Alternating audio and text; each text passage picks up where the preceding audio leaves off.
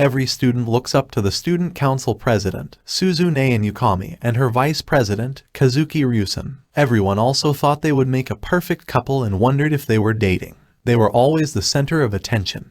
Opposite to Usato, who was just a forgettable ordinary student with a rarely exciting life. However, deep inside, he was hoping for an extraordinary and fantastical life. After class, Usato noticed that someone else had taken his umbrella, so he couldn't leave due to the heavy rain. And although there was a remaining umbrella in the rack, he refused to take what wasn't his, and he could only wait for the rain to stop while wishing he could use magic. At the same time, Inukami appeared. She realized that Usato didn't have an umbrella, but she reminded him that they would be required to leave the school soon. Because of this, Usato decided to leave despite the rain. But luckily, Ryusen offered to lend him his spare umbrella. Usato was surprised that Ryusen knew his name despite not speaking to each other before, so he thought Ryusen was really a nice guy. After they settled on how they should address Usato, the three decided to walk home together. Usato was surprised by how friendly the two were, so Inukami claimed that she was just an ordinary student. But Ryusen argued that she was hardly ordinary, as not only was she top of her class in academics and sports, she was also a beauty inside and out. Seeing their closeness, Usato asked if they were dating. The two were confused, so Usato immediately apologized, but they also explained they weren't dating and were only spending a lot of time together because of their student council duties. Usato was in disbelief, but Inukami praised him for asking them directly instead of whispering behind their backs. Afterwards, Inukami asked Usato what he'd do after high school. Usato was still uncertain, while Ryusen realized that she had also asked him the same question. So Inukami explained that she was curious about other people's answers since she didn't have a plan yet herself. It surprised the two, as they thought that it was bad since she was already a third-year student. Inukami agreed, but she explained that she hadn't found what she wanted to do yet, as she immediately completes any goal she sets for herself. She also added that sometimes she would feel that it wasn't where she belonged. Usato was surprised, as he could somewhat understand how she felt. At the same time, Ryusen and Inukami stopped walking as they heard the sound of bells ringing. Usato was confused, as he didn't hear anything. However, when he walked closer, a magic circle suddenly appeared beneath them. Ryusen wondered if they had entered a film set, but Usato thought it was a gate to another world, while Inukami excitedly asked if he thought the other world would have magic, monsters, and heroes. After getting woken up by Ryusen, Usato saw a king sitting on the throne with knights and a priestess standing by his side. Usato was confused, and he asked where they were, but Ryusen had no idea as well, as he was only woken up by Inukami, who was really excited by the sight that welcomed them. The king introduced himself as Lloyd Volgas Linger, and he explained that he had summoned them as heroes to protect the kingdom of Linger. Usato and Ryusen were dumbfounded, but Inukami's excitement just grew after listening to the king. The king also explained that although they managed to drive off the demon lord's army's attack, they continued to expand, putting the kingdom in great danger. So as a last resort, they had to use the hero summoning, which is a forbidden ritual that calls forth accomplished individuals from another world. Inukami was really excited after hearing about the ritual, but Ryusen was enraged about being summoned to another world without their consent, and he demanded that they get sent back right away. However, the king apologized, saying that they didn't have a method to send them back. Ryusen refused to accept it. He argued that they had a family waiting in their own world. However, the knights immediately pointed their weapons at them, so Usato immediately tried to calm Ryusen down. And the situation de-escalated when the king kneeled down and promised to find a way to send them back before asking for their help until then. Afterwards, Inukami respectfully asked why the king called them heroes despite not knowing anything about them. Hearing this, the king had Welsi explain that the ritual summons accomplished individuals, and the bells ringing they heard indicated that they were heroes. However, they remembered that Usato didn't really hear the ringing bells, so they realized that he just got dragged along.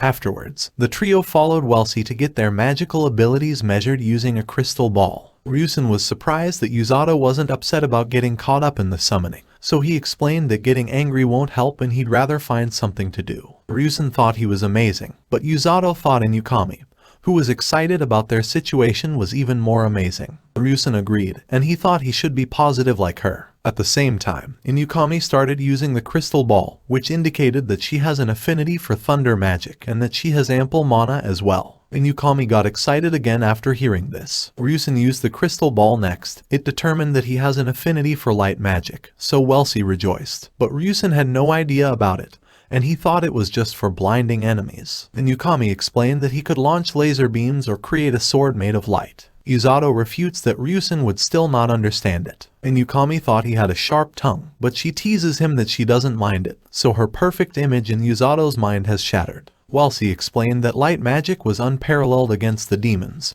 so Ryusen started to understand it a bit. Afterwards, Usato started using the crystal ball as well. He was unsure if he would have any magical power, but he was hoping that if he did, it could help in Yukami and Ryusen. The crystal ball shone with a soothing green light after Usato's touch. However, Welsi was shaking in panic, and she immediately dragged Usato with her to meet the king. The king was surprised by their arrival, but he asked about the hero's magical abilities right away. Welsi confirmed their incredible magical abilities, but her expression became extremely serious when she reported that when Usato used the ball, it turned green. The king had a grim expression, and even the knights worriedly talked among themselves, so Usato thought his magical affinity was really bad. The king immediately pondered the safest place where he could send Usato. Hearing this, Usato wondered if he was dangerous, but everyone around him had an undescribable expression when a woman in a white uniform entered the room. She asked the king how the summoning ritual went, then she noticed Usato and asked if he was a hero. Usato retreated in fear, while the king nervously told her that Usato wasn't a hero, and that he was an ordinary boy dragged into their world because of their ineptitude. She doesn't seem to believe the king, but she asked for Usato's name before introducing herself as Rose, the leader of the rescue team, although he thought that she seemed to take lives instead of saving them. Afterwards, Welsi told Rose where the heroes were, so she decided to leave and meet them. The king finally sighed in relief. However, Usato asked what kind of magic the green color was. Everyone around him had their jaws dropped in shock, while Rose confirmed what she heard, and she immediately asked to borrow Usato. The king immediately asked Welsi to send Usato away with her magic, but Rose caught up to him in no time. She promised the king that he would turn Usato into a full-fledged healing magic user, and she refused to listen when the king explained Usato's situation again. And Yukami and Ryusen were worried when they found out that Usato had been taken away, so Welsi explained that he would train in the rescue team under Rose. And Yukami thought it wasn't a problem, but Welsi worriedly admitted that her training methods were a little unorthodox, and she couldn't describe the subordinates she produces. Rose explained that Usato has the potential to become a healing magic user, so she brought him to her rescue team. Afterwards, she called for her subordinates, who arrived in no time with a terrifying expression. She asked them to take care of Usato. However, their introductions just scared Usato further, and he even wondered if Rose would be sacrificing him to them. Because of this, Rose had to kick one of them away to stop them from scaring Usato, although they protested that they were already being super nice. Afterwards, Rose explained that although they were his subordinates, they weren't healing magic users, and the 2 healing magic users on the team were assigned elsewhere. She also explained that she would be training Usato herself, so he started shaking in fear right away. Usato tried to ask to have someone else train him. However, Rose refused to listen, and her subordinates thought Usato was screwed as their boss would train him herself. While Usato was hoping that everything would work out, Rose was wondering how a healing magic user from another world would turn out.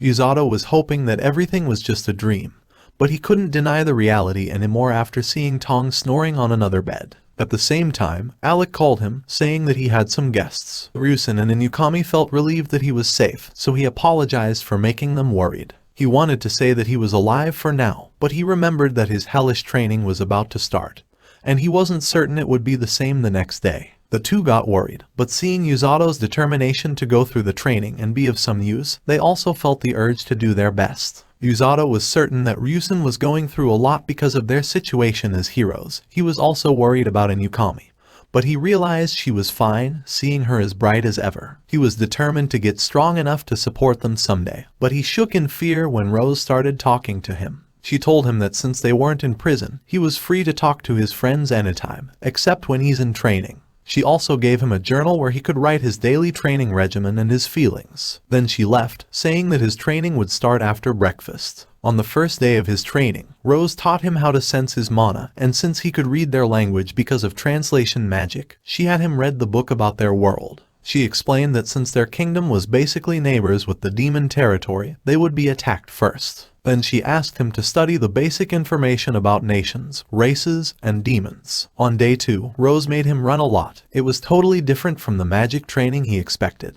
Day 3 was similar, But Rose would heal him every time he couldn't run anymore, and he kept on running, thinking she would kill him if he stopped, and since he couldn't voice his complaints, he wrote everything in the journal. On day 4, he started running with his teammates, but he couldn't keep up at all, so Rose threw more insults in his direction. On day 5, Usato continued to run, and signs of his healing magic were starting to show up. On day 6, he started calling Rose a cold-hearted witch as she made him run despite the rain. He finally noticed the light of healing magic in his palms, but he didn't know if he really needed it. On day 7, Usato ran again and got his ass kicked after. Rose decided to increase the difficulty, saying that he pisses her off. Usato wondered if she read his journal or if his thoughts were showing on his face, but she threw him away before he could figure it out. The same thing happened on day 8.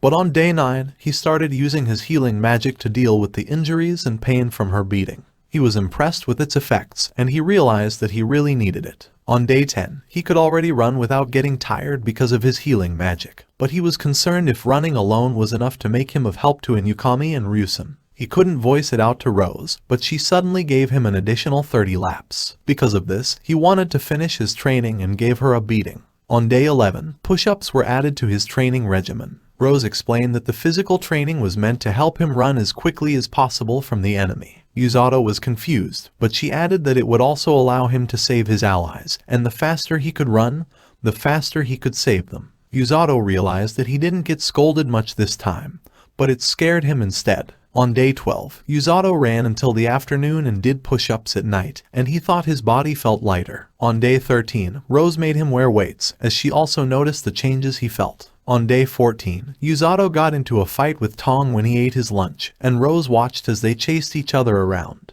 A week later, Ryusen and Inukami came to visit. However, they were shocked to see Usato doing push-ups with a block of stone at his back and Rose sitting on top of it while throwing insults. This time, Usato was already talking back, and he sarcastically told her that she was so light. She responded by adding another block to his back.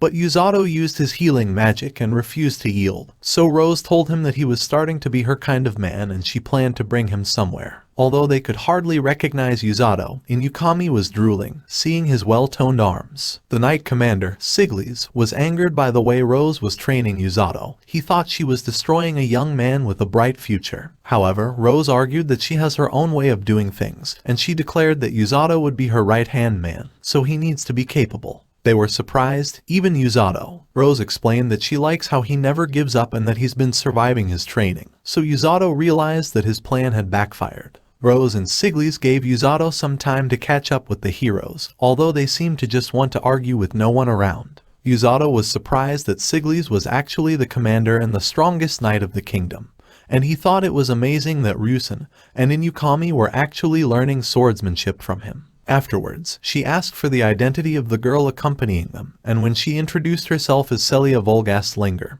he kneeled on the ground to apologize, realizing she was the princess, but she actually didn't mind it, so Usato was surprised, while Inukami remembered that Ryusen acted the same when she saw Usato. Afterwards, they happily ate the pie that the princess had brought for them. While eating, Ryusen asked Usato if he was undergoing the same intense training every day. Usato explained that it was actually lighter than usual, but he also asked how their training was. Ryusen explained that although their magic and sword training were also tough, Siglis and Welsi always considered their health and well-being. Usato thought that was how it should be, and Rose was just brutal. Usato was confused when Ryusen apologized after hearing it, so Ryusen tried to explain. However, Inukami suddenly interrupted them to check Usato's abs before he could say anything. She also wanted to touch it, but to stop her, he reminded her that Ryusen was about to say something. Ryusen asked if it was tough for Usato. Usato explained that it was tough, and he even wanted to run away at first. When Ryusen asked if he felt different now, Usato explained that although Rose is scary,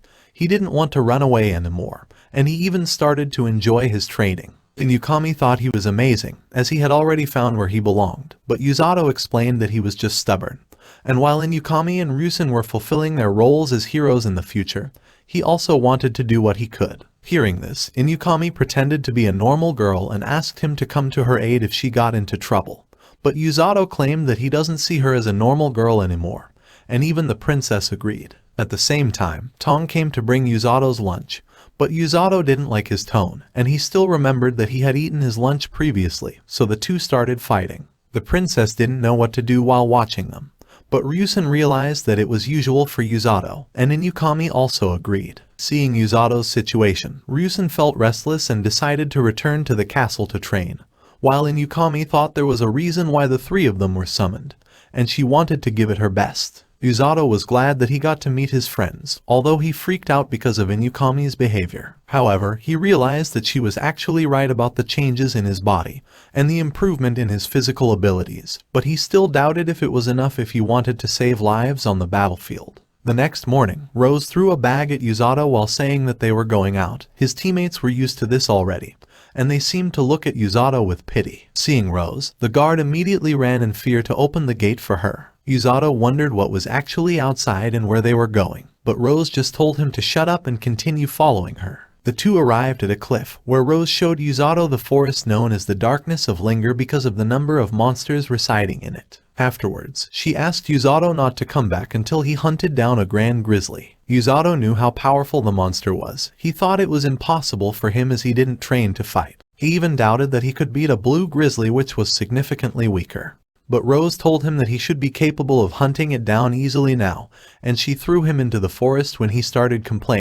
Usato realized that the fall might actually be enough to kill him, so he started using his healing magic right away to make sure he could survive. After healing his minor scratches, he thought he really couldn't go back without defeating a grand grizzly. Despite the monster's terrifying characteristics, Usato told himself that it would be a piece of cake to take it down. However, he immediately ran away in fear when one appeared behind him. He realized it was actually more terrifying in person. He failed to outrun the monster, but he thought it was nothing compared to Rose and his hellish training, so he decided to fight. However, two blue grizzlies appeared behind the grand grizzly, so he had no choice but to run for his life again, and he managed to shake them off after jumping into the waterfall. Usato found a safe place after climbing up one of the huge trees. He hung up his clothes and immediately checked his supplies, but he started calling Rose a demon and an ogre when he noticed that she didn't even give him anything to start a fire. He ate some hard bread while thinking about how he would take down the grand grizzly, but he decided to worry about it the next day as he hid himself to rest and recover. Usato woke up early the next day. He looked for clues that would help him find the grand grizzly, and after a while,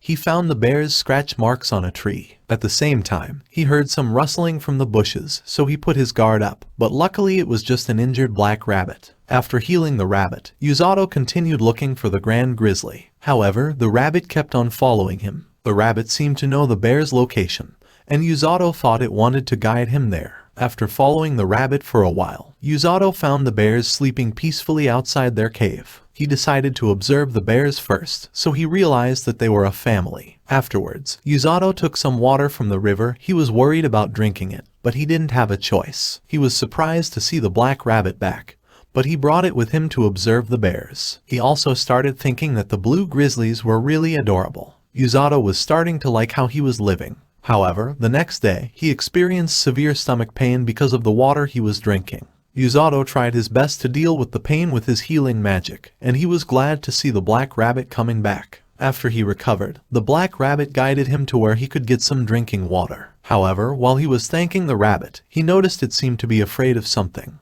Usato was surprised, as he wasn't even scared of the bears, but he understood when he saw the gigantic snake slither between the trees. Usato hadn't read about the monster, but he could tell how dangerous it was at first glance, so he wanted to avoid it at all costs. 4 days had passed since Usato saw the gigantic snake, and he continued to watch the bears. His heart warmed seeing their interactions, but he still had to defeat the grand grizzly before he could return home, so he decided to finally make his move the next day. It was raining the next day, and the rabbit was trying to stop Usato from going, so he decided to at least wait for the rain to stop. Usato advanced towards the bear's cave, determined to defeat the grand grizzly and finally go home. However, what welcomed him was the corpse of the grand grizzly and its blue grizzly partner. He thought he would be in trouble if Rose found out his prey was stolen.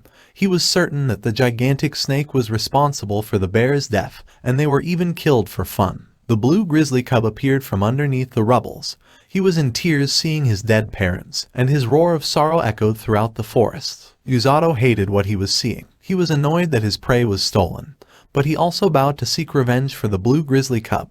Usato told the blue grizzly to wait, but it also looked for the snake using its scent. Ryusen and Inukami found out that it had been 10 days since Usato started training in the forest. Ryusen thought 10 days was too long, but Tong replied that Rose decides everything, and since she wasn't around as well, they didn't know what was going on. Inukami noticed that Ryusen gets awfully worked up when it comes to Usato. He asked if she was not worried, so she explained that it should be fine since it was planned by Rose, and she believed in Usato, making her less worried. Ryusen declared that he also believed in Usato, but based on his expression, he was still worrying a lot. At the same time, Usato made a wooden sphere and conditioned himself in preparation for the battle against the snake. Afterwards, he asked the rabbit to help him find the snake. It was hesitant at first, but it seemed to understand that Usato was determined to fight it, so it helped him look for the snake throughout the forest using his sharp sense of smell. It took them some time to find the snake, and Usato was surprised to see the injured blue grizzly cub fighting the snake on its own.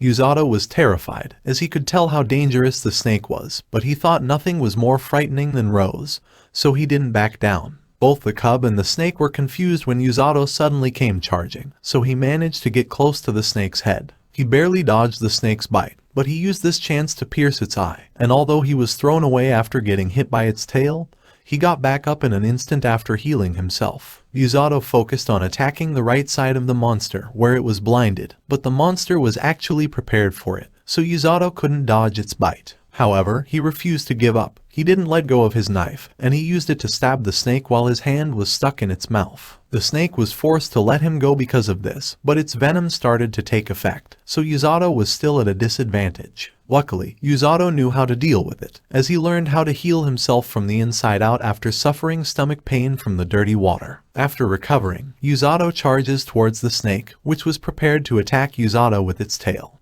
But the blue grizzly cub blocked it, and he also held the tail down to give Usato an opening. Usato managed to climb the snake's head, and his punch was strong enough to crack its skull and knock the monster down. While the blue grizzly cub was holding the snake down, Usato continued stabbing the snake's eye until it stopped struggling. The duo celebrated their victory, but the snake actually got up again, and Usato was completely helpless as the mana he had left was being used to neutralize the snake's venom in his body. Usato asked the cub to escape, but it tried dragging him, refusing to leave him to die. Usato thought it was the end for him. He remembered Ryusen and Inukami. He also started blaming Rose, and while the snake was about to bite him to death, he cursed at Rose, calling her a brute and violent woman. However, Rose suddenly came out of nowhere, and she stomped the snake to death. Usato immediately bowed down to pay his respect, but he was confused as to why she was present, so Rose called out the black rabbit. She introduced him as Kyukuru. He was actually her pet, and she tasked him with watching over Usato, and the part where it showed up injured was just an act to gain Usato's trust. Rose explained that she was just nearby, ready to step in if anything happened.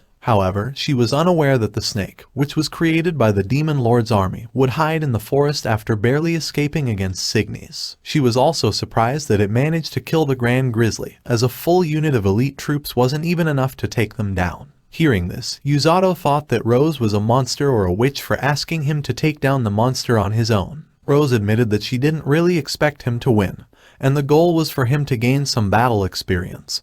But the situation became interesting, so she decided to wait and see what would happen. Usato complained as he almost died, and the cub also became hostile towards Rose because of Usato's anger. Rose realized that it had taken a liking to Usato, and it immediately calmed down when Usato started patting it. Rose thought Usato was really similar to her. Then she told the cub that he would be going back with them, and she asked him to carry Usato. The cub immediately put Usato on his back. Usato wondered if it was fine, and the cub seemed to want to stay with him. Rose thought it was time to return home. She carried both of them on her shoulder, but she suddenly remembered how Usato was calling her a brute, a violent woman, and an ogre. She planned to punish Usato, but she was satisfied with how he passed her test with flying colors. He declared that he was now qualified to stand beside her on the battlefield and that he even had the ability to stand pain, physical aptitude, and a strong mental state, which the other two healers didn't have, so he should be proud. And she also thought they might finally have some hope to survive the demon army's coming attack. At the same time, Amila Vergrit, the demon army's third commander, reported that the preparations to invade the Linger Kingdom were proceeding smoothly.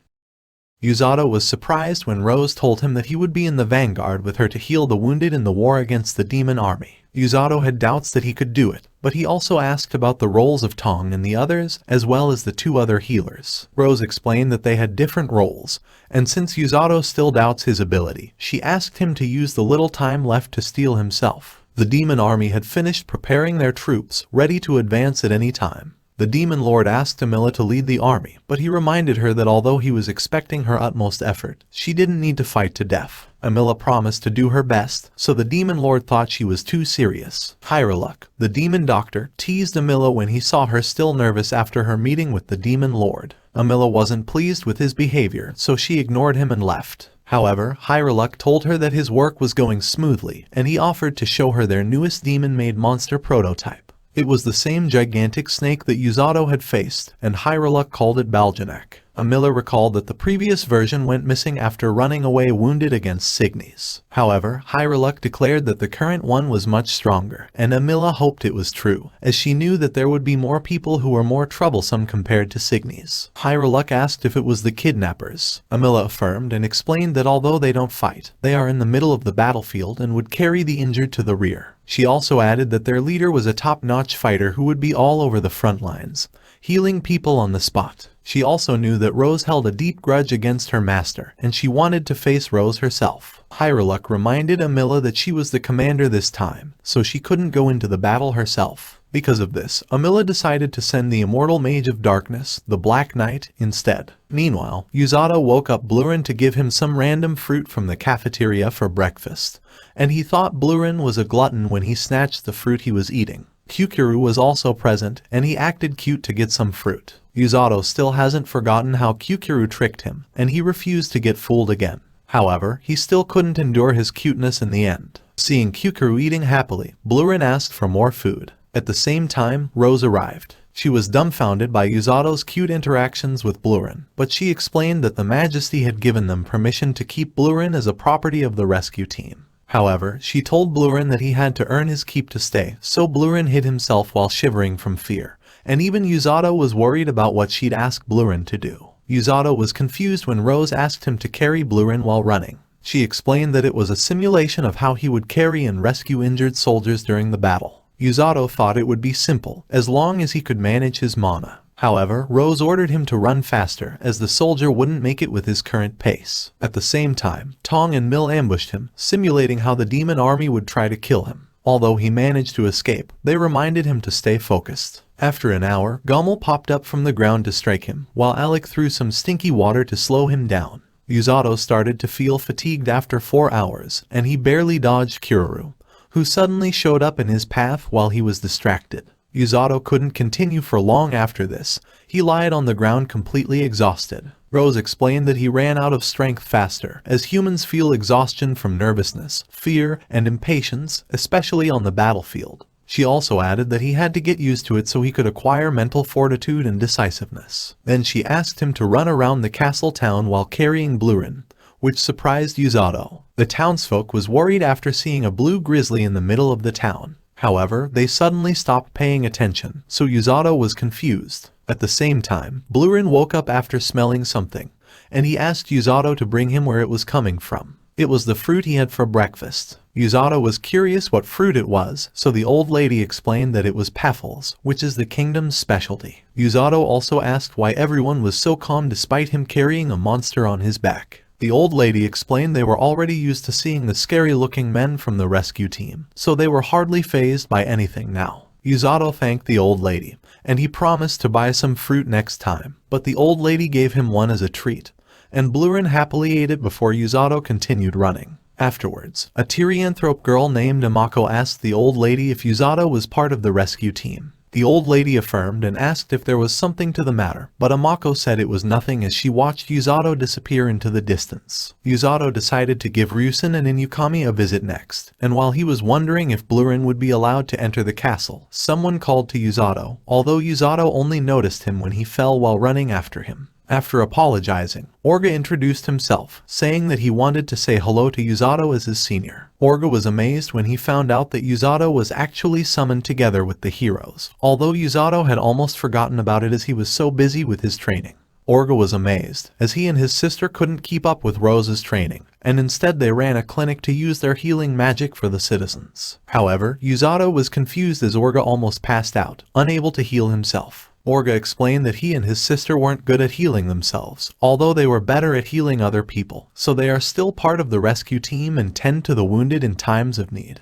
Usato asked what their roles were on the battlefield, so Orga explained that Tong and others would bring the injured for them to heal at the rear. Usato explained that Rose asked him to join her in the vanguard, although he still had doubts if he could handle it. Orga was surprised, but he explained that the heroes and knights face the most danger, and once they fall injured and get left behind, all they could do is wait for death. But because of a healer like Rose, who's all over the battlefield, they could still be saved. However, since it was an extremely dangerous job, Orga was certain that Rose would only pick someone she trusted. Afterwards, Orga decided to go back, worried about his sister's scolding, so Usato also decided to continue his training. But before parting, Orga asked Usato not to hate Rose, as she was just clumsy with people. Usato asked him not to worry, saying that although he had some complaints about her, he never hated her. Orga thought Rose had finally found the right person, and when Yuru arrived to scold him, he told her how interesting Usato was. Usato arrived at the castle entrance, and he was surprised that Blurin was allowed to enter because of Rose vouching for him. And Yukami was puzzled after seeing the fluffy Blurin. Usato tried to explain how he got Blurin, but Yukami didn't listen at all, and she asked if he could touch Blurin. Usato thought it was fine, saying that he could just heal her if she got bitten. However, Blurin actually slapped her hand away. Usato suggested that she call Blurin by his name, but Blurin still bit her, and when Usato tried to stop him, he got bitten instead. Afterwards, Usato held in Yukami's hand to heal her wounds, causing her to blush. And Yukami also told Usato about Ryusen, who was outside the kingdom to gain some fighting experience. Ryusen was worried after hearing about the coming war against the demons, but Siglis declared that they were more confident than ever because of Ryusen and Yukami's presence. Then they prepared to engage a pack of wolves. Yukami told Usato that it would be her turn to gain some fighting experience next, but she started pouting when Usato didn't sound worried and thought she would have the time of her life. But she was actually happy that Usato had become frank with her, knowing that the war is fast approaching. Usato was even more determined to help Ryusen and Yukami, the opposite of when he could just admire them from afar in their previous world. After putting the sleeping Blurin to bed, Usato saw Rose, and she asked how his training was. Usato told her that he's getting used to his training, although he wanted to train longer. Rose agreed before turning to leave, but Usato called out to her. He explained that after barely surviving against the snake, the war against the demons caused even more fear. However, although he couldn't fight or kill, his desire to save Yukami, Ryusen, and anyone else he could is greater than that fear. Rose told him that it was perfect, as their job was to drag back all the would-be martyrs, snatch the wounded that the enemy was about to finish off, and keep those at death doors alive even if it killed him. She declared that those were their jobs as the rescue team. Usato agreed with determination, and he finally felt that he was really a member of the rescue team. Tong and the others saw everything, although they were scared to death when Rose noticed their presence. The next morning, Rose woke Usato up by dropping a heavy bag in his chest. Then she explained that the king requested that he join in Yukami's training outside the castle. Usato was confused about why he was asked to accompany Yukami in her training. Rose explained that he was also requested to join Ryusen. However, Rose refused, as he had just returned from the forest at that time, and she added that they couldn't refuse the king's request a second time.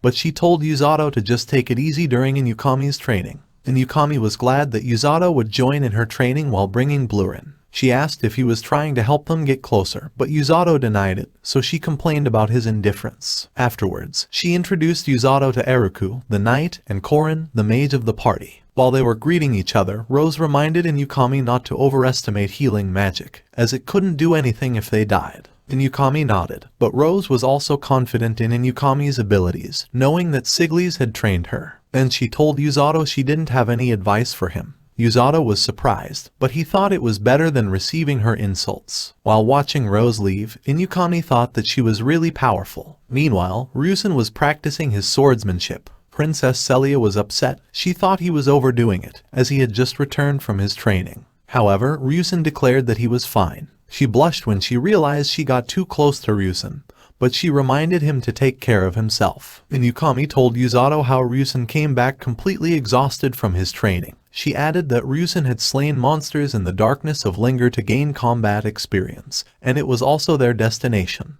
Usato wondered if Blurin would feel nostalgic after going back there. At the same time, Inukami asked to pet the sleeping Blurin, but Usato slapped her hand away in each of her attempts, so she teased him if it was his new fetish. Blurin woke up because of their antics, and Usato asked if he wanted to walk. Seeing how Blurin was walking like he was drunk, Inukami offered to carry him. Usato tried to stop her. She was glad to finally touch Blurin, but she lost consciousness, unable to endure Blurin's full weight. While Inukami was apologizing after requiring Usato to use his healing magic even before a battle, Blurin and Korin noticed that something was waiting in ambush. Seeing that they'd been discovered, the bandits revealed themselves and asked Usato's party to surrender their belongings. Usato thought they weren't scary at all, while Inukami was excited to finally meet some real bandits. At the same time, the bandits were scared when they noticed Blurin, but their leader noticed that he was still a cub, and one of them declared that he would turn Blurin into felt. Usato was enraged, but Inukami immediately electrocuted the bandit. She thought it was unforgivable. Usato was amazed, so she ordered Inukami to electrocute all of them while calling her a human electric eel, so Inukami was annoyed.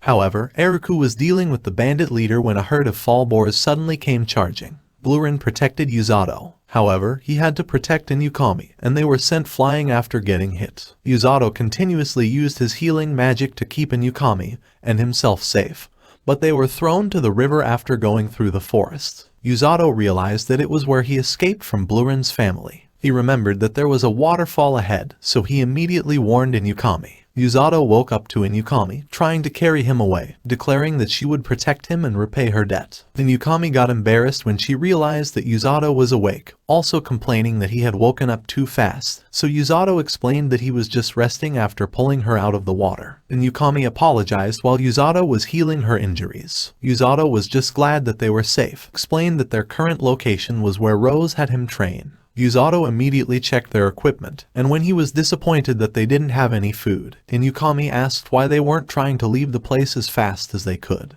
Usato explained that it was almost dark and the weather also didn't look good, so they had to prioritize finding a shelter and head back the next morning instead. Inukami agreed, so Usato suggested sleeping in the trees like he had previously. However, Inukami explained that she always wanted to try but was never allowed to. Hearing this, Usato wondered if she was actually the sheltered daughter of a rich family, but he immediately suggested sleeping in the cave instead after seeing her sad expression. They agreed that it was actually safer and more convenient. Afterwards, Usato asked Inukami to change her wet clothes. She asked Usato not to peek, but she was hurt that it didn't even come to Usato's mind. Inukami used her magic to catch fish from the river. Usato was amazed and praised Inukami, but he asked her to make a fire next. Inukami proudly did it, but she thought it was funny when Usato cried over having a fire. Usato was really glad that they had a fire to warm themselves and cook their food. He apologized to Inukami for putting her out. Inukami didn't mind it. She took a peek and blushed after realizing that Usato's body was even better than before. At the same time, they found some venom monkeys hiding in the cave's walls. Usato explained that although they weren't ferocious, they were still venomous, so she shouldn't touch them.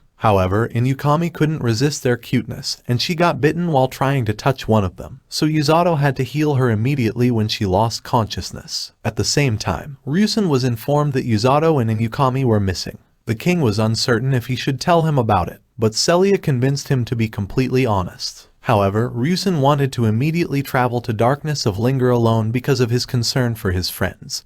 He didn't want to wait for the search party that would be sent out the next morning. However, Rose stopped him from leaving. She declared that Usato wouldn't die that easily, and as long as he was alive, Inukami's safety was guaranteed. Usato and Inukami had just finished their meal. Usato thought it was easy to survive with Inukami around, so she complained that she was getting treated as a camping tool.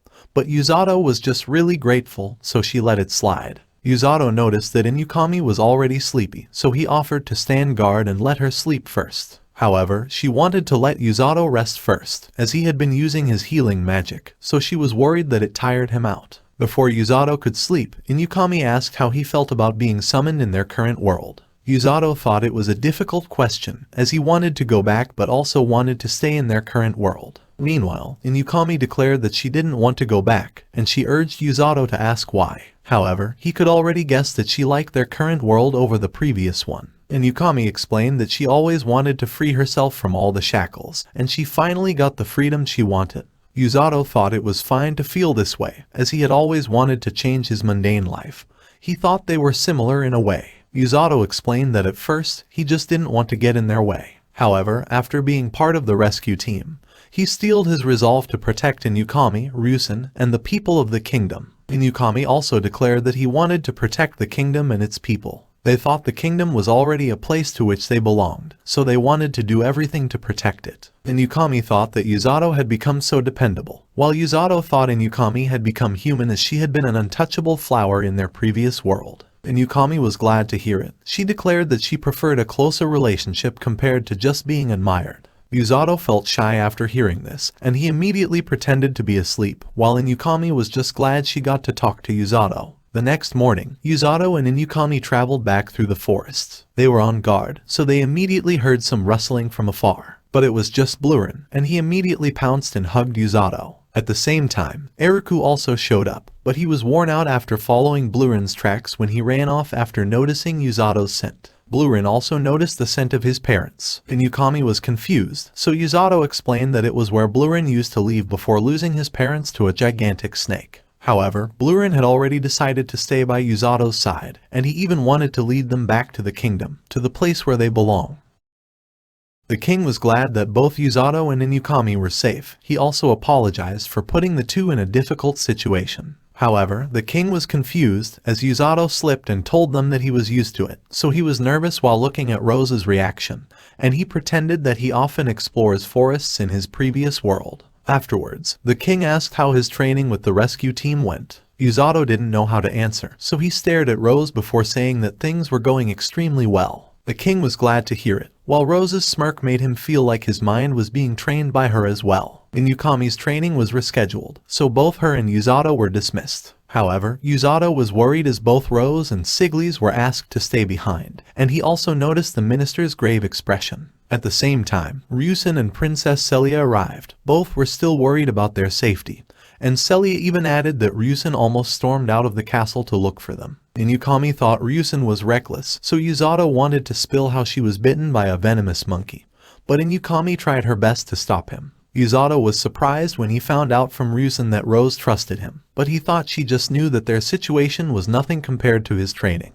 However, Ryusen was impressed and thought Rose really had faith in Usato, but Usato thought Ryusen was just a pure, kind-hearted man, as he took her words to heart. He was glad that he wasn't tainted, unlike him and Inukami. Afterwards, Inukami and Usato left to rest. Celia was amazed by how close the trio were, as she could see how happy Ryusen was every time he was with them. Ryusen replied that it was just because they were from the same world, so Celia asked if there was no room for her, and she hoped that he would at least call her by name. Ryusen agreed, so Celia was delighted. At the same time, the king started the discussion about the demon army. After interrogating the bandits, they found out that the monsters fled from the grasslands, terrified of something. All of them thought it was the demon lord's army, and Siglis was certain that they would go all out this time to invade the country. So the king immediately ordered Siglis to notify and prepare the mobilization of all the units, while he ordered Sergio to inform all the ministers. And lastly, he asked Rose to scout the whereabouts of the demon lord's army, as she was the only one in the kingdom who was capable of doing it safely. Rose was about to leave. However, the king suddenly left his throne and sincerely asked Rose to lead some troops again. Rose apologized and refused. She was still blaming herself for the deaths of her men. She declared that the scar on her right eye would never let her forget about it. She thought her conceit had led her troops to their deaths, and she realized that everything was over when someone dies. But it was the reason why she created the rescue team, as she wanted to lead a unit that saves lives instead of fighting. The king thought she had already achieved her goal, but Rose added that she wanted a subordinate that wouldn't die. The king thought it was impossible, so Rose explained that it was what the training was for. She also explained that healing magic, the ability to surpass human limits, and the mental fortitude to withstand anything are what she had been looking for in an ideal subordinate. The king realized that Rose was talking about Usato, so Rose added that he was her ideal subordinate, as his survival instincts, adaptability, and will to leave proved that he hates to lose. And the way that he never submits to her reminded Rose of her previous subordinate who died in her arms. Rose declared that it was why she decided to make Usato her ideal healer. Rose realized that she went off topic, so she apologized before leaving to scout the demon army. After feeding Blurin, Usato noticed an envelope that was addressed to him. Alec explained that Rose had left it, but this made him a little scared to open it. The envelope contained letters. One of them was telling him that he wouldn't have to train the next,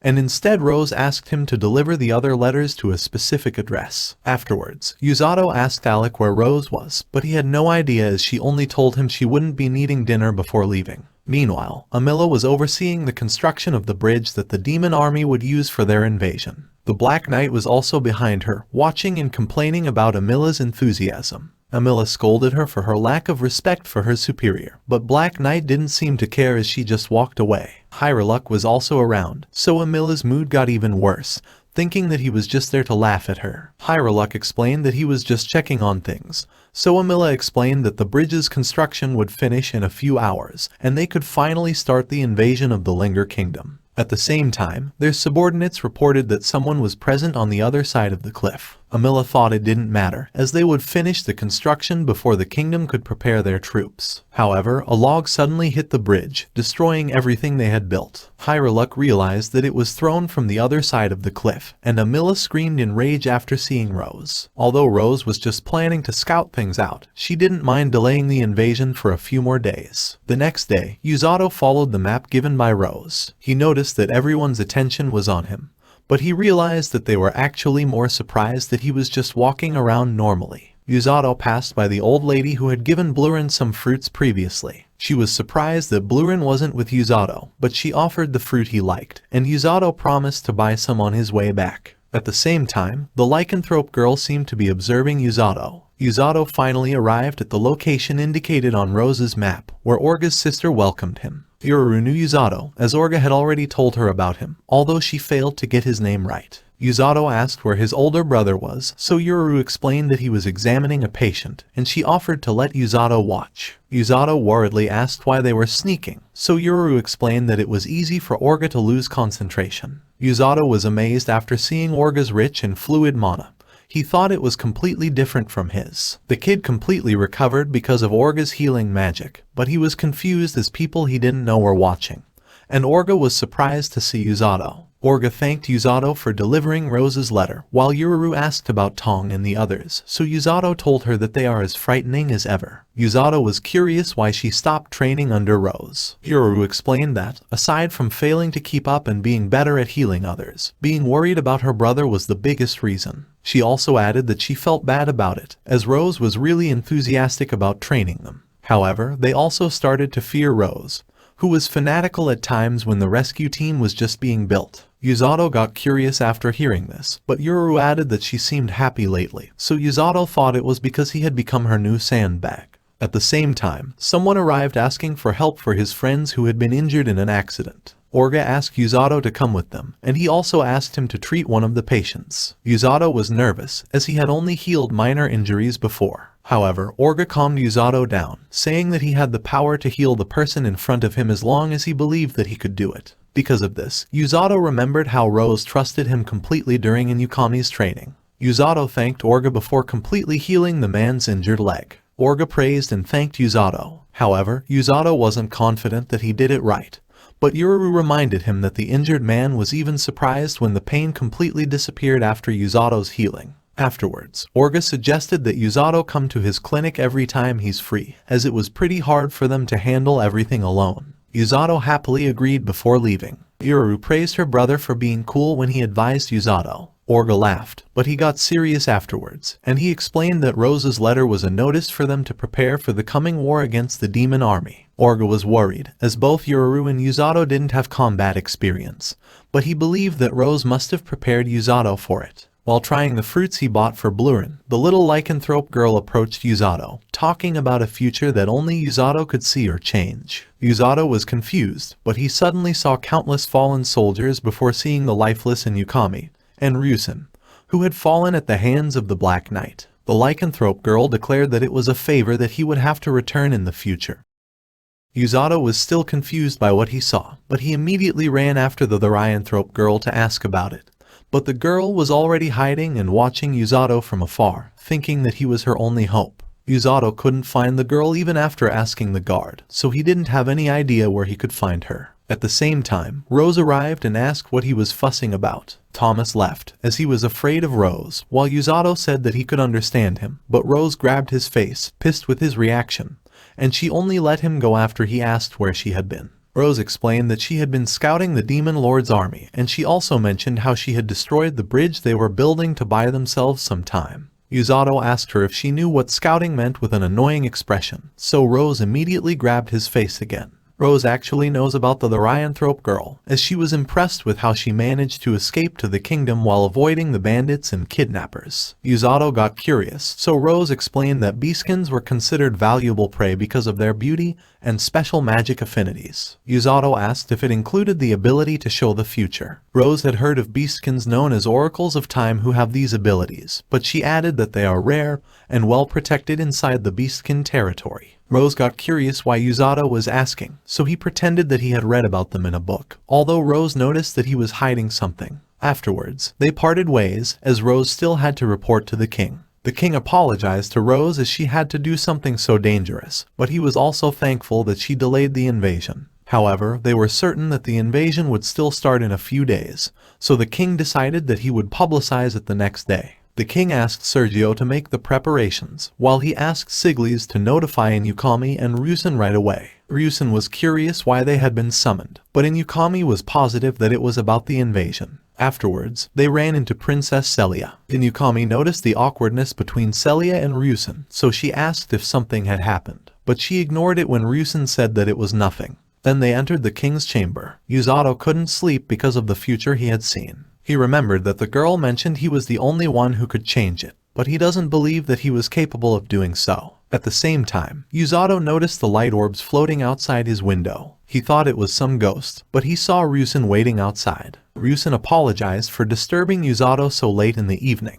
Usato said that it was fine, but he noticed that something was bothering Ryusen. Ryusen explained that the king had summoned them and informed them about the war that was beginning soon. He added that he wasn't surprised, as he knew it was coming, but unlike Inukami who was excited about it, the idea of actually going into the battle kept him awake. He admitted that he was afraid of going to war and that his legs even froze in fear when he went out to train and saw the monsters for the first time. Even after defeating them, he realized how naively he was seeing everything, and the fact that the Demon Lord's army's aim is to slaughter everyone terrifies him. And when he remembers how the kingdom's citizens supported and expected great things from him, Ryusen feels even more pressure. Usato was surprised that Ryusen could actually feel unsure or afraid of something, as he always thought that he was cool. However, he could understand the tremendous pressure, and he told Ryusen that it was fine to put his own feelings first and not meet everyone's expectations from time to time. Ryusen asked how Usato felt about their current situation. Usato declared that he was going to go to war and save the people fighting against the demon army. Although he was also afraid, he had already made up his mind. Ryusen asked if he was certain about it, as he was only dragged into the matter by accident. So Usato explained that even though he was summoned by accident,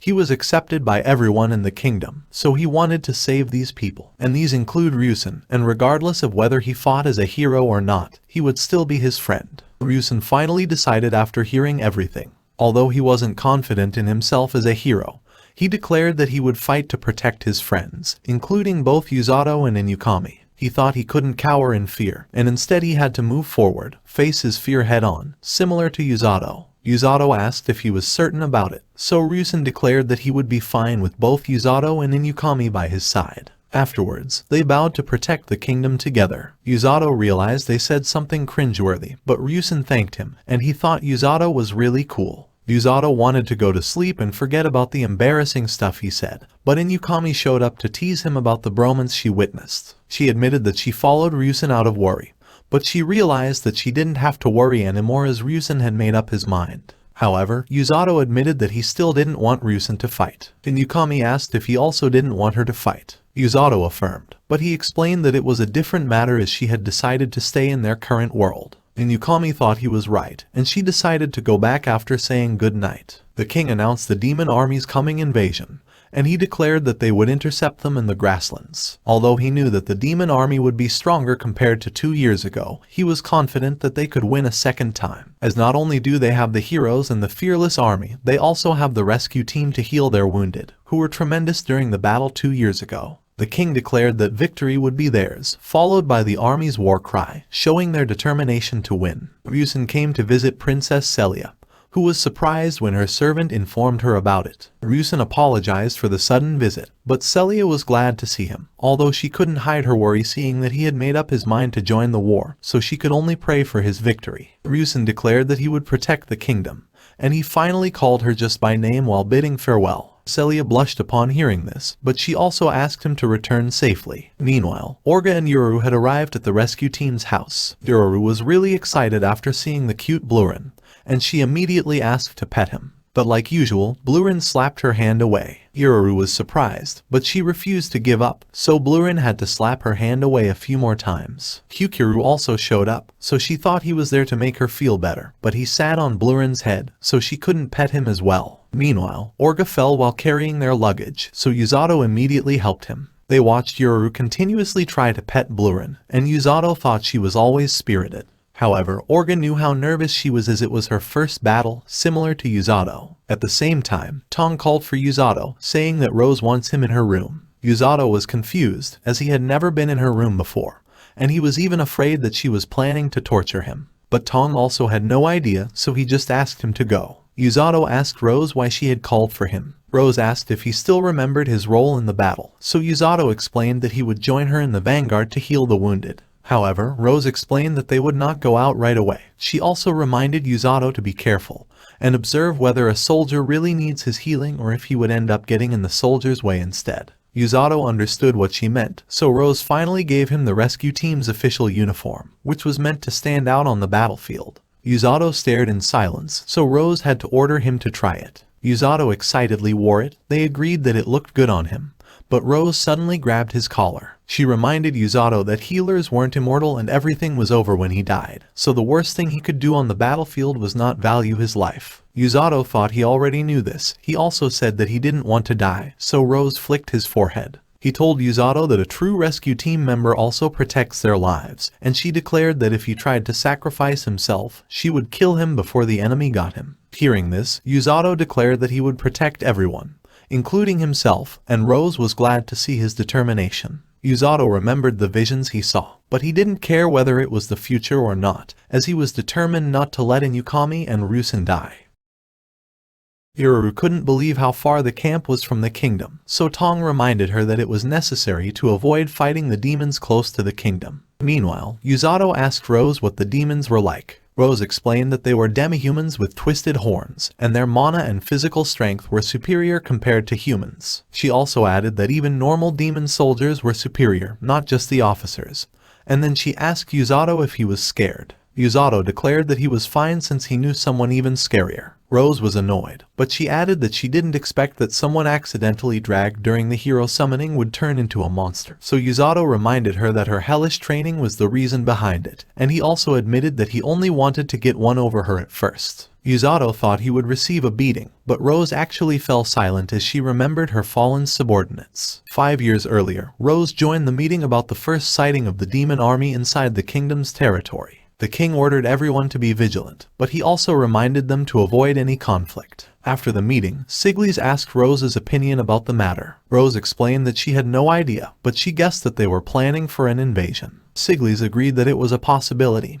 He hoped it wasn't the case, but he decided to prepare his troops for deployment. Rose thought he was too serious, but she decided to make the preparations as well. Rose was wondering how she could gather more information when a girl started calling out to her, and she only stopped after getting punched in the head. She complained that Rose's punch could have killed her, and she thought she was too vicious, but she asked about the demon's appearance afterwards. However, she received another punch for eavesdropping on a top-secret meeting. After receiving some lecturing about not following the rules, all asked what the demons were doing in their territory. Rose was uncertain, but they agreed that they were up to no good, so all declared that they would send them packing back home. However, Rose lectured her again for underestimating the enemy. All tried to make some excuses, but Rose declared that she would be overseeing their training as punishment. Rose's subordinate welcomed them back, but they noticed that All's face was pale. However, they realized that she had done something wrong when Rose declared that she would train them herself. All denied that it was her fault,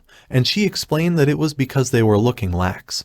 But they didn't bite her excuse, and they started beating her up. All begged Rose for some help, but she didn't care at all. 1 week later, the king informed Rose that a highly trained group of demon soldiers were hunting monsters inside the darkness of Linger. They agreed that it was really suspicious, so the king asked Rose to investigate these incidents, and he allowed her to use force if necessary, knowing that Rose wouldn't do something haphazardly. Rose was grateful for the king's trust, and she promised to produce results. Rose explained the mission to the squad, and that they were departing the next morning. They knew it would be rough if a fight broke out, knowing that the enemy's number was around 30, so All also reminded them not to underestimate them. However, they didn't want to hear it from her after they experienced hell training under Rose for a whole week because of her. At the same time, Rose explained to Kukuru that she wouldn't bring him during the mission. Although his ability to detect monsters would be useful, she was worried that the demons would target him. All asked for Rose's help again after getting beaten up. Rose didn't care, but she declared that she would personally lead the mission. Everyone gained confidence because of this.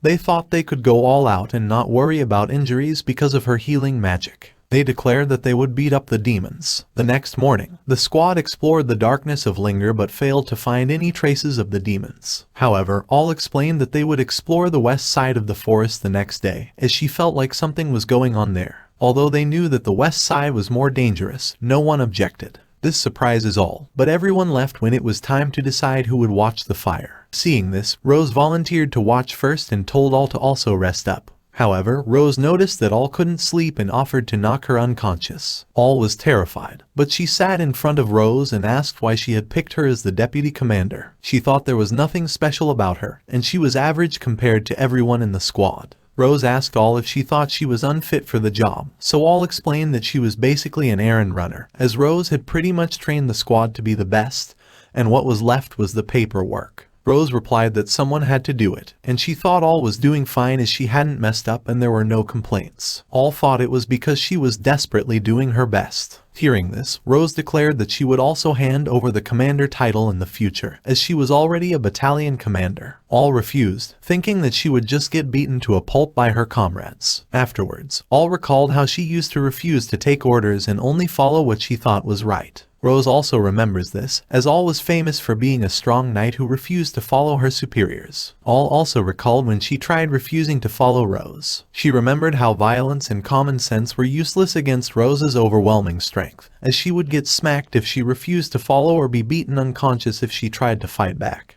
Even if she tried to flee, Rose just chased her down, and she was terrified when Rose explained that she hadn't even hit her that hard. However, she declared that she was determined to get one over on Rose, and that was why she refused to give up on the hellish training under her. Rose recalled how All seemed motivated during her training, so All explained that it was the first time someone didn't give up while looking after her. Although she was annoyed that Rose continued to challenge her, it also made her happy, and she thought everyone in the squad shared the same feeling. And she declared that it was why Rose was the only one fit to be their commander. However, Rose just gave her a powerful flick. She declared that since she knew them well, she also picked her to be the next commander with confidence, as All has the mentality to never give up and to keep looking forward, which is a stable foundation for everyone in the squad to stand on. And she added that All just needed to continue what she was doing, and everyone would follow her. All was a little confused, but she had a grin, aware that Rose had praised her. Rose also explained that although their title would change, she would remain their leader, so All didn't have to think too deeply about it.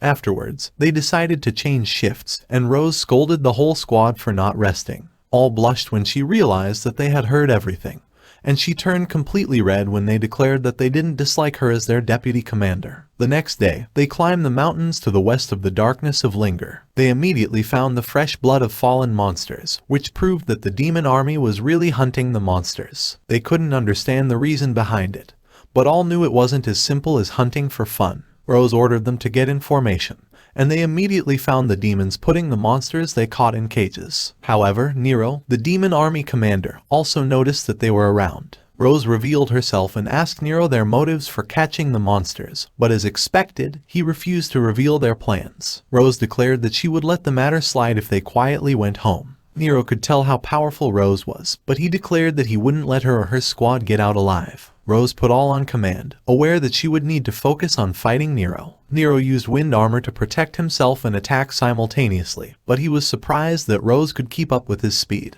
Rose landed a hit on Nero. Although he was thrown away, she knew it wasn't enough, and she also received some wounds. Rose was worried about her squad, but she decided to leave everything to them as she chased after Nero. She easily dodged his ambushes before launching multiple trees in his direction, but he used his wind armor to protect himself. Nero was amazed by Rose's strength, but he was still confident and trapped Rose inside countless wind blades. He was elated to see Rose risking severe injuries while breaking out of the wind blades, but he finally realized that Rose was a healer. Nero thought she was a monster as he acknowledged how powerful Rose was, especially on melee because of her healing magic and extraordinary physical strength. He introduced himself before asking for Rose's name. After hearing her name, Nero summoned his weapon while declaring that she would die in his hands. However, Rose wasn't intimidated, and she declared that she would beat him down first. Although the demons were superior in strength, Rose's unit had the advantage in the battle. The case was similar for Rose, who was avoiding Nero's cursed sword while landing counterattacks. Although Nero was sent flying after taking Rose's punch, she knew that he was perfectly fine, and he was laughing after getting up. Nero's whole unit was in a sorry state. He couldn't believe that their monster-catching mission would turn out like this, but he acknowledged that Rose's and her units were the most troublesome opponents he had faced. Before facing Rose, Nero was looking down on the humans, as he knew that heroes with extraordinary strength no longer existed. However, he recognized that Rose was currently the biggest obstacle towards the resurrection of the Demon Lord, so Nero declared that they would destroy her at all costs, even if their bodies turned to dust. At the same time, Nero's unit charged at Rose's subordinates, and despite receiving grave injuries, they refused to let go of the enemies within their reach. Rose recognized what was happening. However, Nero prevented her from reaching Naruka, who was dragged to death by one of the demons. Rose's subordinate couldn't believe that the demons were freed from their weakened state, and he couldn't do anything as the demons sacrificed themselves to make sure they would die. All tried to calm her comrade.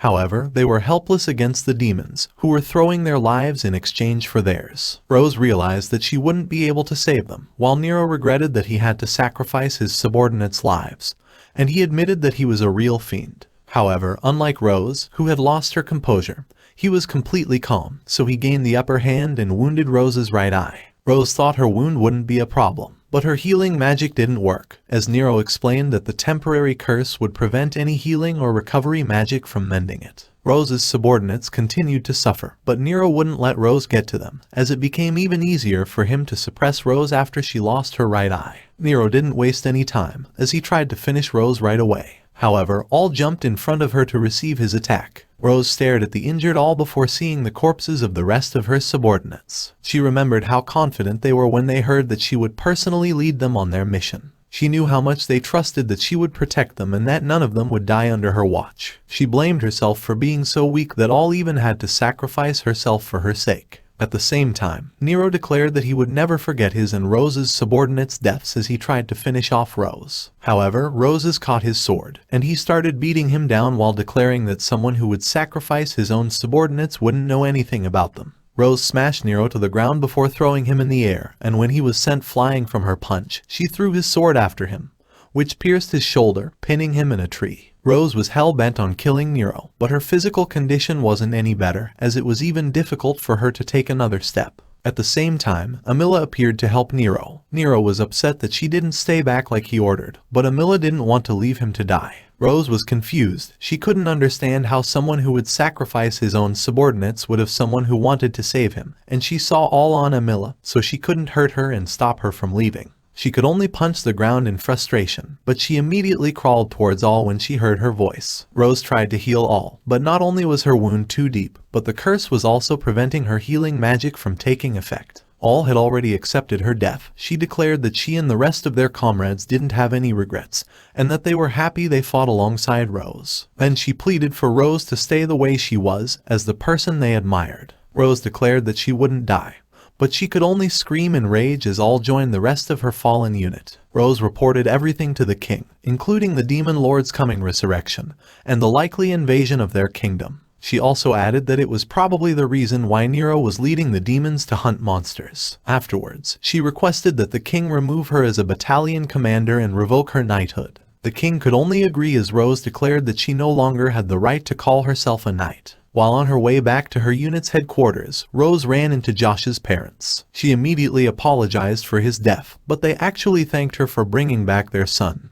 And they told her that he looked satisfied, as they even recalled how happy he was to serve under her. However, it still didn't stop Rose from blaming everything on herself. 1 month later, Siglis visited Rose, but King Lloyd had already visited way before him to make sure that Rose wouldn't take her own life. Rose thought that dying would be nice, so Siglis got upset. However, she explained that it had only crossed her mind. Siglis noticed that her wounds had started to heal, so he asked why she hadn't healed her eye. Rose didn't want to heal her eye, as the scar was proof of her sin for letting her subordinates die. She thought it was a punishment that would prevent her from forgetting their deaths. Rose didn't want to waste the life that all had saved. However, she didn't know what to do, as she thought that revenge and slaughtering the demons weren't the answer, so she decided to cool her head first. While feeling weak, Rose saw her subordinates in front of her, and all even lectured her to move forward. Because of this, she remembers her last words, pleading that she stay the same person they admired, as the savage battalion commander who wouldn't let anything get to her. Afterwards, she remembers how her subordinates always looked straight ahead, moving forward with smiles on their faces. Rose promised that it was the last time she would show her weakness, and she promised to never falter again.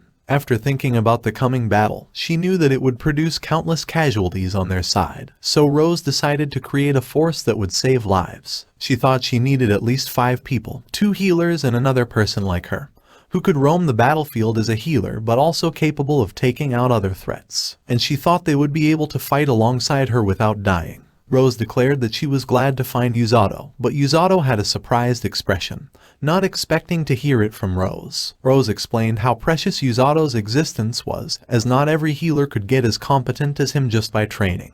Usato was confused, so Rose asked him what would happen if every healer was like her. However, Usato declared that it would be the end of the world, so he received a punch, but Rose explained that they are the only healers capable of training themselves beyond their limit using healing magic. She also added that she was confident he wouldn't die, as he was the only one who had capabilities similar to hers. Usato smiled after hearing this, but his grin annoyed her, so he received another punch. The demon army had finally begun their march, and Amila was looking forward to getting revenge for her master. The Black Knight was also looking forward to the battle, but she thought it could be over in an instant as they were only facing some weak humans. Amila asked her to stop underestimating humans, as the kidnappers were also among them. However, she thought they were nothing to be afraid of, as they only ran away all the time. But Amila insisted that she stop underestimating them, as she sees the kidnappers as monsters. Hearing this, the Black Knight hoped they could satisfy her and make her feel alive.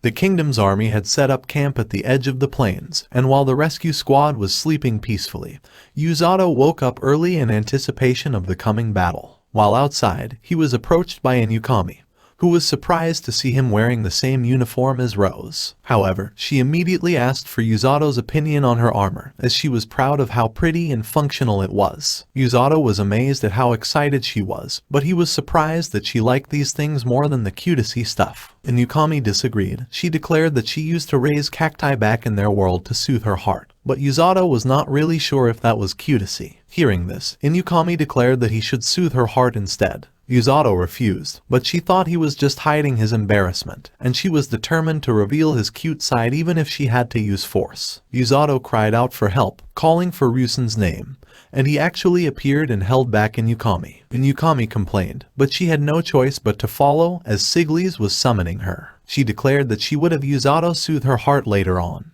but he was just thankful that Ryusen took her away. Siglis explained that they would launch a magic strike as soon as the enemy appeared, and the heroes were given the task of leading at the front to open a path towards the enemy commander and take her head if they got the chance. Afterwards, Siglis declared that they would bring good news back to his majesty, and Yukami was still worried about Ryusen, but he was confident he would be fine, and he was worried about Inukami instead, as he knew that she came to Usato to distract herself. Inukami admitted that she was a bit uneasy, but she was also excited. Because of this, Ryusen thought that she had changed, and Yukami declared that the previous her was gone, but she was happy because Usato accepted her change. It was the first time Ryusen had heard about it, so they agreed to talk about it if they all came back alive. At the same time, they noticed the presence of the enemies from afar. The army immediately prepared their spell at the sight of the demon army, and the heroes led this attack. However, it was actually illusion magic, and the real demon army was charging at the left side of their formation. So Inuyukami and Ryusen immediately move out to block them. Rose had also started giving out orders to the rescue squad. She asked Tong and the others to move out and bring back the injured, but she didn't forget to remind them to return alive. Afterwards, she asked Orga and Yororu to stay in tents to heal the injured, and she put Eriku in charge of keeping them safe. But she reminded them to run if there was an emergency. Lastly, she told Usato that they would help Orga and Yororu, and they would only head out once combat injuries started escalating. Yororu noticed that Usato was worried about Inuyukami and Ryusen, but she reminded him to be careful as well once he was out on the battlefield. However, they were surprised when Tong immediately brought back a couple of injured soldiers, so Rose had to remind them to get to healing right away. Usato nervously healed the soldier's serious injury. The soldier's words about a giant snake reminded him of the monster he encountered in the forest, but he concentrated on healing the soldier first. The soldiers were currently helpless against the giant snake, so the Black Knight thought humans were really weak. At the same time, a soldier pierced her chest from the back. However, the injury was actually reflected back to the soldier. The soldier was confused, and he crawled on the ground determined to escape and inform everyone about her ability. Hearing this, the Black Knight wanted to finish him off, but Alec threw some stinky water in her direction and took away the soldier while she was distracted. The Black Knight realized that Alec was one of the kidnappers Amila was talking about, and she thought they were interesting. At the same time, she noticed Inuyukami's lightning magic from afar, and she headed in its direction. Seeing that the battle's casualties were increasing, Rose declared it was about time they headed out. She asked Usato if he was ready, so Usato declared that he was prepared as her right-hand man. Hearing this, Rose thought she had nothing to worry about, but Usato teased her that it was so unlike her. Rose left the siblings in charge of healing everyone in the tents, and she asked Eriku to keep them safe. While on their way to the battlefield, Rose warned Usato about a Black Knight using dangerous magic, and she asked him to be careful. Usato stopped in his tracks as he remembered his vision of his friends dying at the hands of the Black Knight. Rose asked what was wrong, but she taught Usato a technique to keep him safe, aware that Usato didn't have the resolve to kill someone. Usato teased Rose if she had made it for him. Rose denied it, but he was still thankful. Afterwards, they split up and charged in opposite directions. Although it was his first time on the battlefield, Usato immediately snatched a soldier away from imminent death. The other demons aimed at him, realizing that he was a healer, but he managed to dodge and dash away. Meanwhile, Rose overpowered the demon soldiers while saving the kingdom's soldiers. After healing the soldiers, Usato returned to the battle to continue his task. At the same time, Inuyukami was using her magic to eliminate the demons. Although killing the enemies made her uneasy, they were determined to open a path towards the enemy commander as fast as they could so they could help their comrades against the giant snake afterwards. However, the Black Knight arrived to stop their charge. Ryusen and Inuyukami could tell that she was powerful,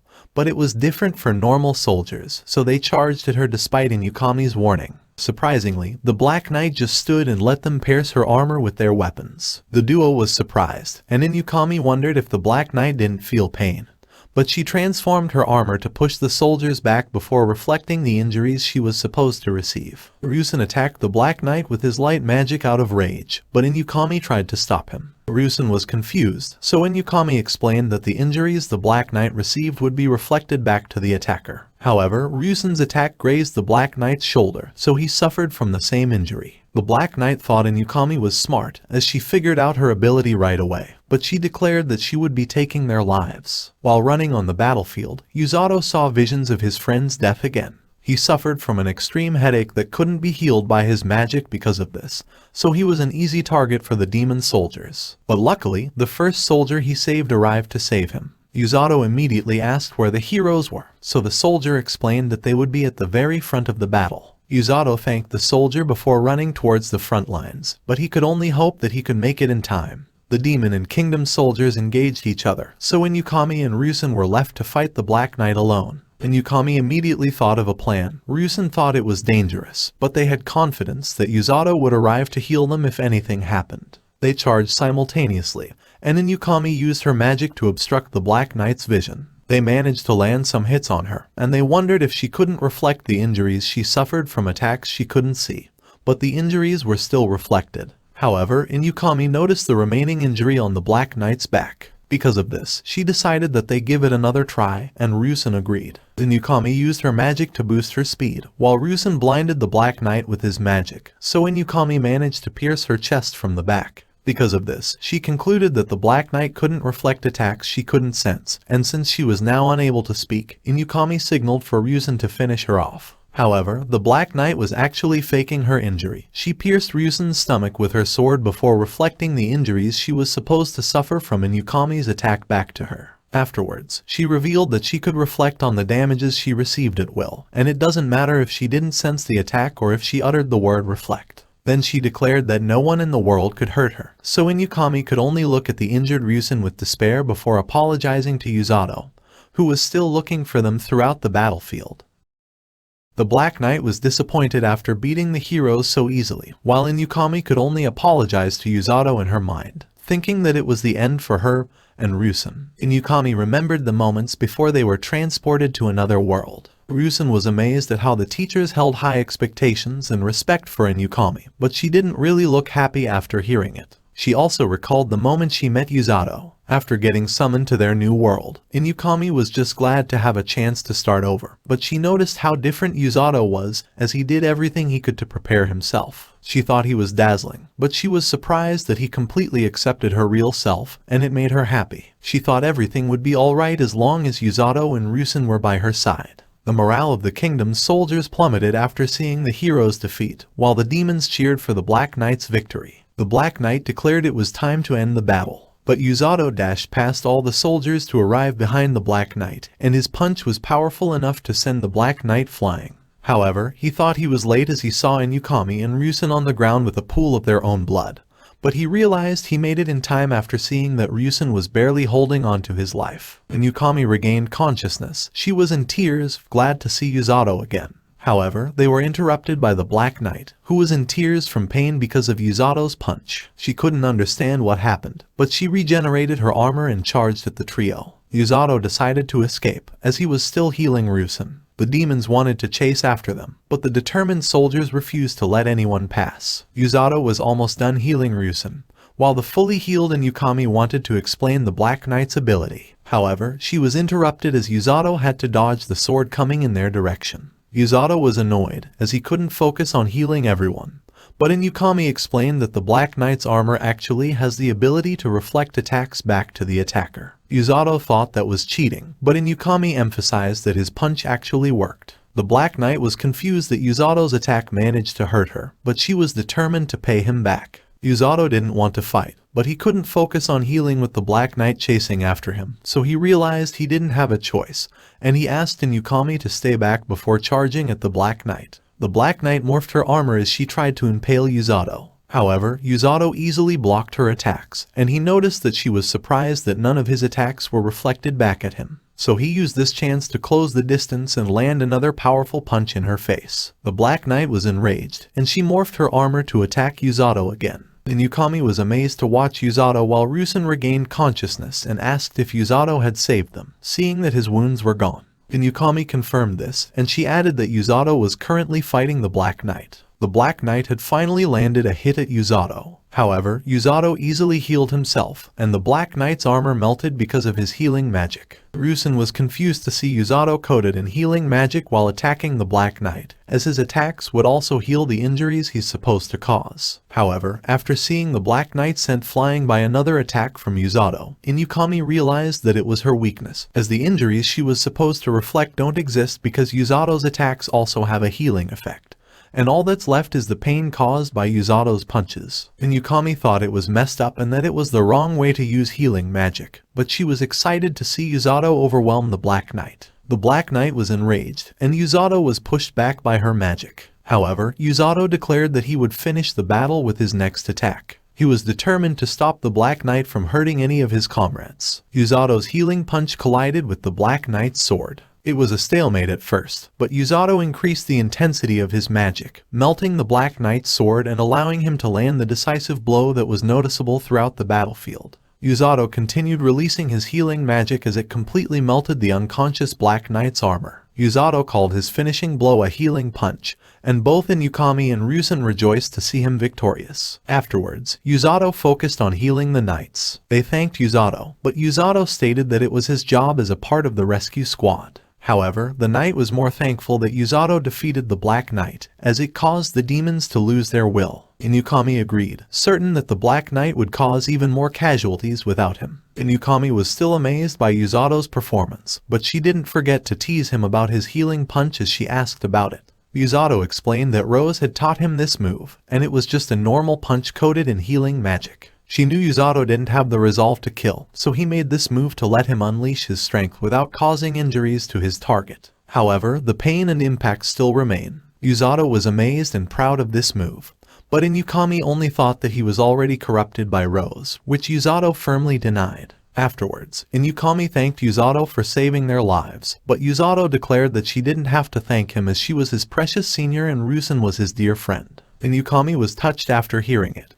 But they were interrupted as the soldiers needed immediate help to fight the giant snake on the front lines. Usato wanted to accompany them, but Rose caught him, and she asked him to explain the situation before her arrival. Usato explained his battle against the Black Knight and he thought he would receive a beating, but she was actually impressed by his performance, and she declared that it was time for them to head back to camp. Usato was confused, so Rose explained that the battle was already decided and they would get in the way by staying on the battlefield. Usato informed his friends about Rose's decision. The two thanked him again, while Usato urged them to stay safe and kick the enemy's butt, so Inukami promised that they wouldn't waste the second life he gave them. Rose praised Usato for staying alive, but Usato didn't hear it, and they dashed back to camp. Amila's face was covered with disbelief after hearing about the Black Knight's one-sided defeat. She asked if the heroes were responsible, but she assumed it was Rose when she heard that it was someone wearing white. However, she was in disbelief when she realized that there was another person like Rose, as the soldier explained that it was a boy with black hair. Amila immediately asked Hyruluk to call Baljanak back, as it was impossible for her to protect their base with the soldiers they had left,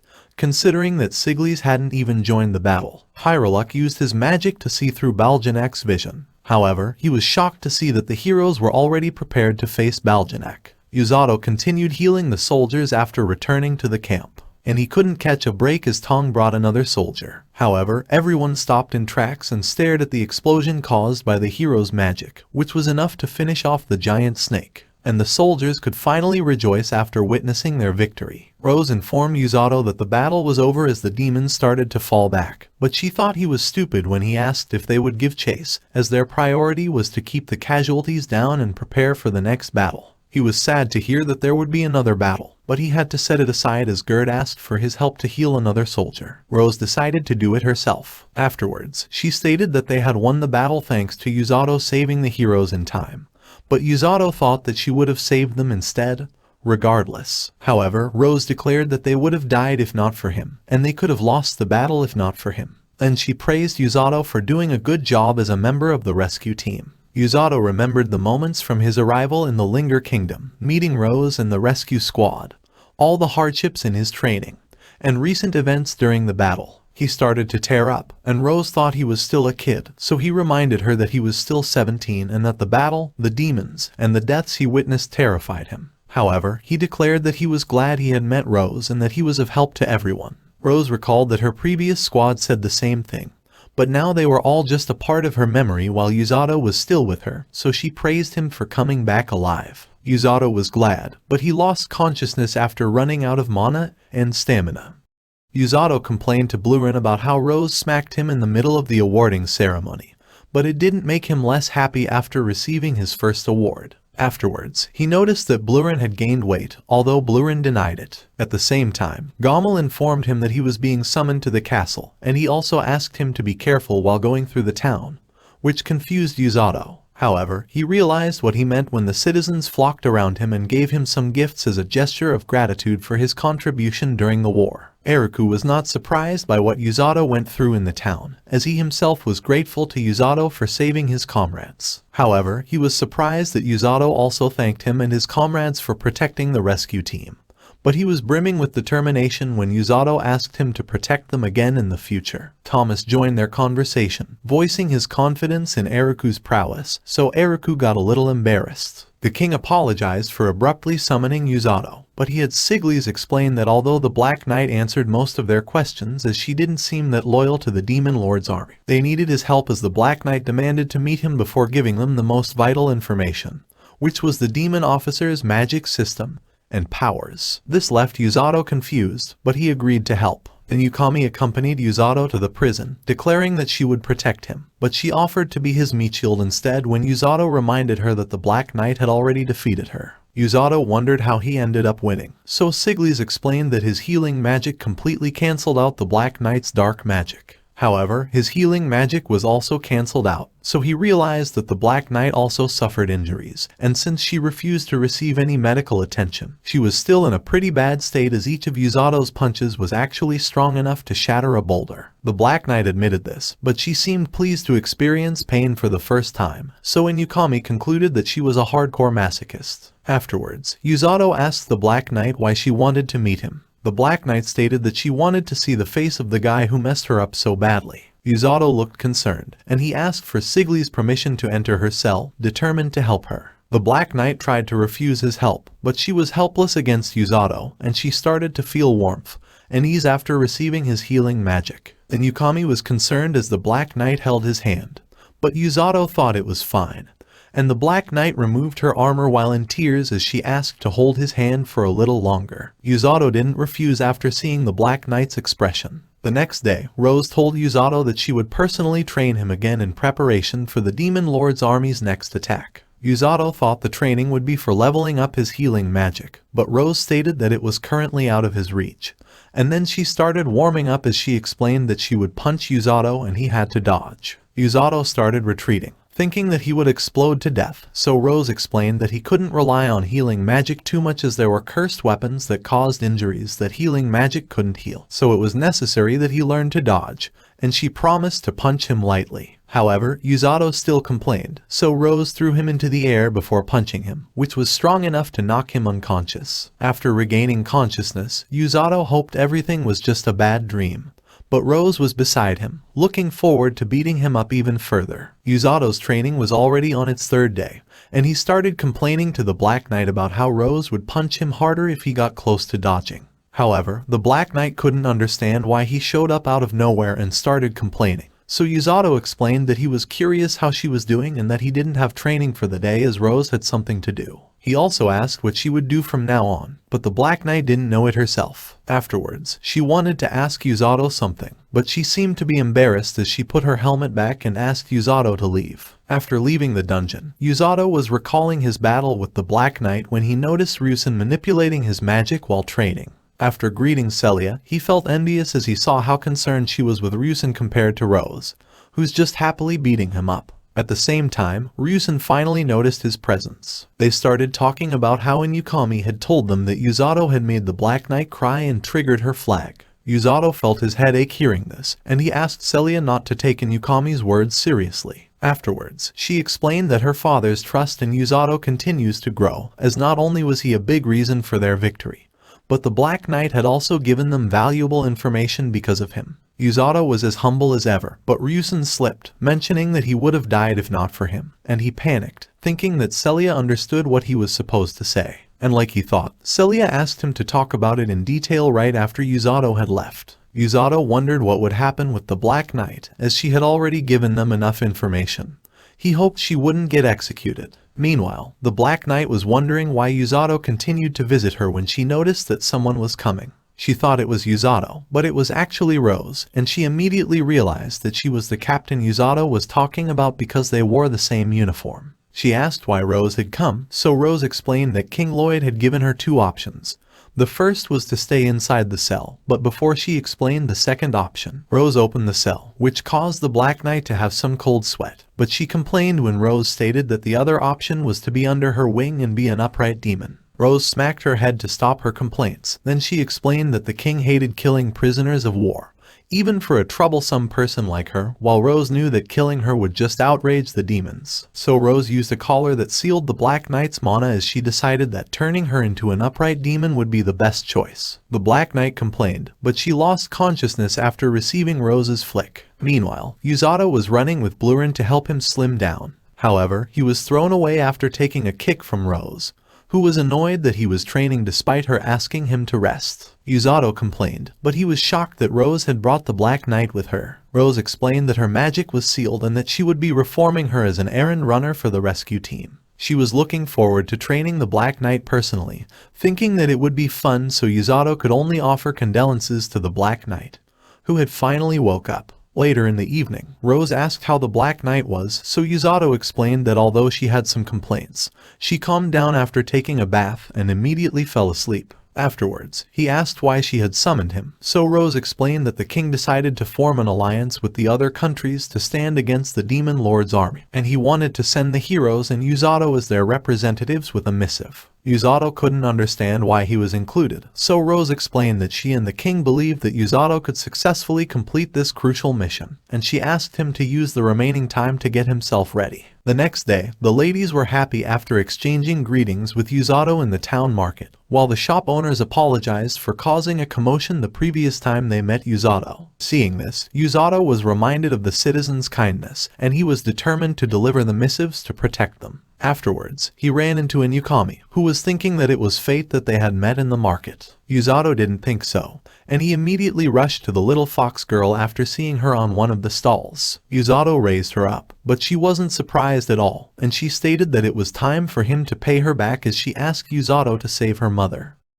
The newcomer got excited after seeing the cute fox-eared girl, and she immediately asked to pet her. Amako stated that she could only count on Usato, so he got curious and completely ignored Inukami. However, Inukami didn't mind this and declared that she would be excited on her own, so Usato got annoyed while Amako asked him to let her down. Afterwards, she introduced herself before asking to have their conversation continue in private. Film started training with Tong and the others, but she couldn't keep up at all, so they thought she was weak for a demon. Film argued that she wasn't comparable to them, who were like ogres and goblins, but she couldn't believe that they claimed to be humans before she dropped to the ground, unable to run anymore. However, Rose gave her a healing spank, and she dashed away out of fear. Meanwhile, Usato brought Amako to the rescue team headquarters to continue their discussion, although he was uncertain if they should let Inukami stay. Amako was certain that a hero would keep her secret. Usato was surprised that she knew about Inukami, but Amako also knew about him and his healing magic. Afterwards, Usato asked about the deaths of the heroes that she showed him. Inukami was surprised, but Amako explained that it was a vision she had seen a year prior, and she had to show him to prevent the fall of the kingdom as she couldn't abandon the people who had taken care of her, and Usato, the healer who she had been looking for. She also explained that she left the Beastkin territory to save her mother, as only humans can be born with healing magic.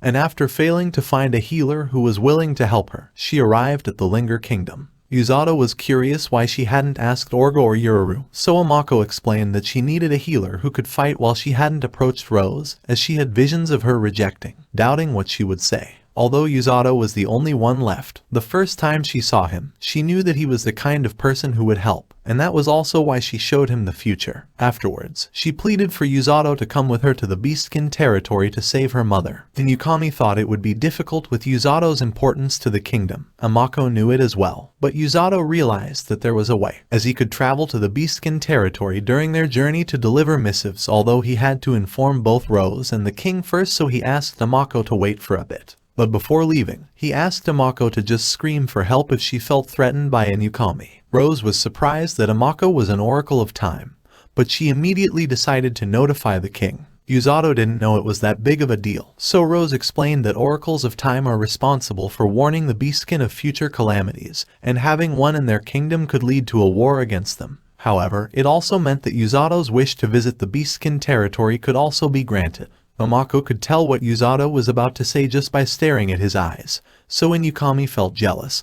But Usato ignored her and told Amako that the king would definitely think about it, so Amako was grateful. But Usato was equally grateful as he only managed to save his friends thanks to her. Later in the evening, everyone devoured their meal except for Felm. However, Usato urged her to eat, stating that she would pass out from training the next day if she didn't. Felm wasn't looking forward to training at all, and she hoped Rose would just throw her back in prison. Usato laughed, but he gave Felm a diary, explaining that writing down what she felt each day would make it a little easier for her. Felm seemed to agree, and she started eating as well. On her second day of training, Felm ran until she couldn't move anymore, but Rose kicked her while healing her, and she thought Tong and the others were crazy when they were laughing while she was sent flying. On her 5th day, Usato trained with them, and she thought he wasn't human when he didn't show any sign of fatigue the whole time. On her 10th day of training, she took a peek at Usato training after hearing the noises it caused. She couldn't believe that he was still alive after taking Rose's punch. Rose was mad that Usato was still failing to dodge, while Usato argued that she keeps on changing the trajectory.